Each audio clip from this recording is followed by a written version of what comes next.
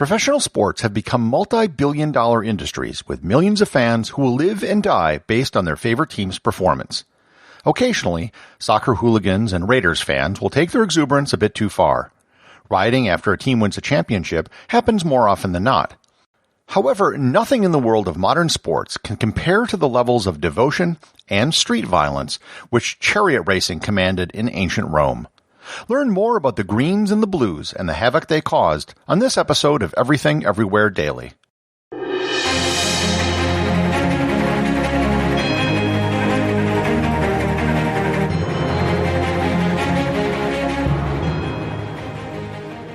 This episode is sponsored by Skillshare. My guess is that there's something you would like to do, but just don't know how to do it. Maybe it's starting a podcast or a YouTube channel. Perhaps you want to learn more about music or graphic design. Skillshare has thousands of video-based courses to teach you the skills you want. With Skillshare Premium, you have unlimited access to everything for as low as $8.25 per month. Go to everything-everywhere.com/Skillshare to get a free 2-week trial of Skillshare Premium membership, or just click on the link in the show notes. When you think of competitions in ancient Rome, you probably think of gladiators.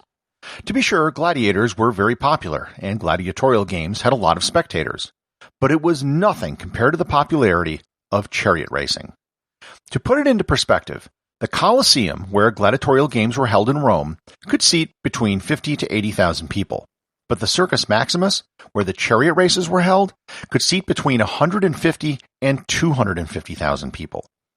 Granted, much of that is due to the fact that a racetrack just took up more space. But chariot racing was the closest thing in Rome to the professional sports teams of today. Chariot racing wasn't originally a Roman activity. As with many Roman cultural traits, it was taken from someone else. The Greeks had chariot racing at the ancient Olympic Games, and the Etruscans, which came before the Romans on the Italian peninsula, also had races as well. The Circus Maximus was a huge facility. It dates back to the earliest periods of Rome, but it was rebuilt during the reign of Julius Caesar.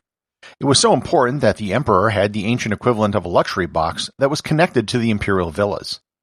The length of the track of the Circus Maximus was 621 meters, or 2,037 feet long, so a completed lap of the track would be over 1.2 kilometers. A race would consist of 7 laps around the track, with 24 races taking place on a normal race day. The number of laps was later reduced to 5 so they could fit in more races. Most Roman races were run by a 4-horse team called a quadriga. A given race would have between 6 and 12 teams. Chariot racing was extremely dangerous. Most of the charioteers were either slaves or ex-slaves. A chariot racer would be lucky to live to the age of 30. Unlike Greeks or other cultures, Roman charioteers would tie the reins of the horse around their waist, meaning if they were thrown from their chariot, they would be dragged along by their horses and probably killed. Here's where I'll give you all a homework assignment. Go to YouTube and watch the chariot race scene from the 1959 version of Ben-Hur. It really is an incredible depiction of Roman chariot racing, and it was shot without CGI. It holds up very well over time. For those of you who want some extra credit, you can watch the original 1925 silent version of Ben-Hur's chariot scene. And for those who really want to suck up to the teacher, you can watch the scene from the 2016 movie. All of the clips are about 4 to 5 minutes and won't take up too much of your time. Now, as dangerous as chariot racing was, it was also potentially extremely profitable. There were massive amounts of betting which went on with each race, and the very best charioteers were some of the wealthiest people in Rome. Assuming you could survive, slaves could earn enough to buy their freedom. The charioteer Gaius Appius Diocles was one of the greatest athletes in Roman history, and on an inflation-adjusted basis, might have been the highest-paid athlete in human history. His lifetime winnings were 38,863,120 sesterces, which some calculate as the equivalent of being $15 billion today. He competed in 4,257 4-horse quadriga races, winning 1,462 of them and placing in another 1,438. He had an unusually long career, racing from the age of 18 to 42. The chariot teams were a major operation, not too much different from a modern-day version of a Formula One team. Wealthy men in Rome would sponsor teams. They hired trainers for horses, scouts to find horses and riders, and they had to have custom chariots built. However, there was a great deal of fame to be made for a successful team sponsor, which could help them get elected to political office. Listen to my previous episode on the cursus honorum. Now, all this is very interesting, but this is actually not an episode on chariot racing. This is an episode on chariot racing fans. The chariots were actually divided into teams. At one point, there were 4 major teams: the Reds, the Whites, the Greens, and the Blues. And those were literally their names. Romans were not creative when it came to naming things. The teams would often run multiple chariots in each race. They would usually work as a team to block the other teams and ensure that a member of their team was the winner. The fans were fanatical about team loyalty in a way that dwarfs loyalty today. Fan fights were a regular occurrence. One fan threw himself onto the funeral pyre of his favorite charioteer. Spectators would throw cursed nails onto the track, which wasn't considered illegal. One such curse was found in an archaeological excavation. It reads, quote, "I call upon you, O demon, whoever you are, to ask that from this hour, from this day, from this moment, you torture and kill the horses of the green and white factions, and that you kill and crush completely the drivers, Calatrix, Felix, Primulus, and Romanus, and that you leave not a breath in their bodies." Unquote. I think I might try that the next time the Packers play the Bears.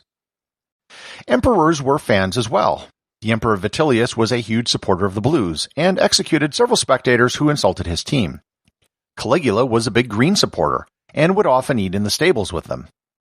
The Emperor Diocletian tried to bring expansion into the world of chariot racing by introducing 2 new teams, the gold and the purple, but they didn't last very long and had almost no support. What we don't know is if there was any meaning to the team loyalty. Did people from certain neighborhoods root for certain teams? Or perhaps it meant support for certain gods, or social standing, or political leanings. There's no evidence to support the idea that teams were stand-ins for anything. As far as we know, colors were just colors. What we do know is that over time, 2 teams came to dominate, the Greens and the Blues.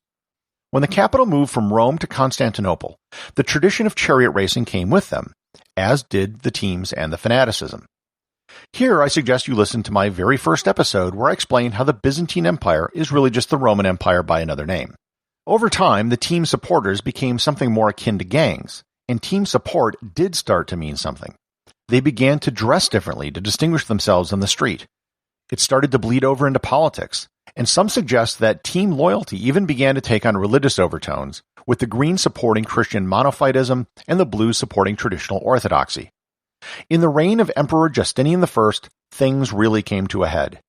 In late 531, after a particularly bad riot between the Greens and the Blues where several people were killed, Justinian had both a Green and a Blue arrested for murder, and they were scheduled to be executed. On January 10, 532, the pair escaped from jail and ran to a church for sanctuary. A mob of Greens and Blues gathered outside the church and demanded that Justinian let them go. Justinian, not wanting to have domestic problems while he was trying to finish up a war with Persia, commuted their sentences to imprisonment and declared that another day of races would be held. This did not satisfy the mob. They wanted the prisoners released.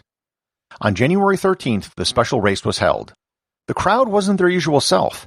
They almost immediately began insulting Justinian, and instead of engaging in chants for their teams, they began chanting Nika, or victory. The Greens and the Blues had joined forces against the emperor. A mob surrounded the palace, and for 5 days Constantinople burned and the city was almost destroyed. During the mayhem, some senators thought it would be a good idea to replace the emperor with one of their own. They declared a new emperor, Hypatius. However, there was something here that changed the dynamic. Justinian was a well-known supporter of the Blues, and Hypatius was a supporter of the Greens. Justinian sent one of his eunuchs with a very large bag full of gold to the Blues to remind the Blues that despite whatever their problems with the emperor were, it was better to have a Blue on the throne than a Green. The next day in the Hippodrome, when the Senate was sent to crown Hypatius as the new emperor, all of the Blues got up and left. When they were gone, the emperor's troops came in and began a massacre. When the dust settled, between the days of rioting and the slaughter in the Hippodrome, an estimated 30,000 people in Constantinople were killed in the Nika riots. After the riots, support for chariot teams never reached this level again. Eventually, team support died out completely, as did the popularity of chariot racing. So the next time you hear about fanatical sports fans, championship riots, or soccer hooligans, just remember, that it is nowhere even close to the level of team fanaticism that was seen during the Nika riots. Executive producer of Everything Everywhere Daily is James Makala. Please remember to support the show over at patreon.com, where you can get exclusive merchandise and to leave a review on Apple Podcasts. Leave a 5-star review to have your review read online.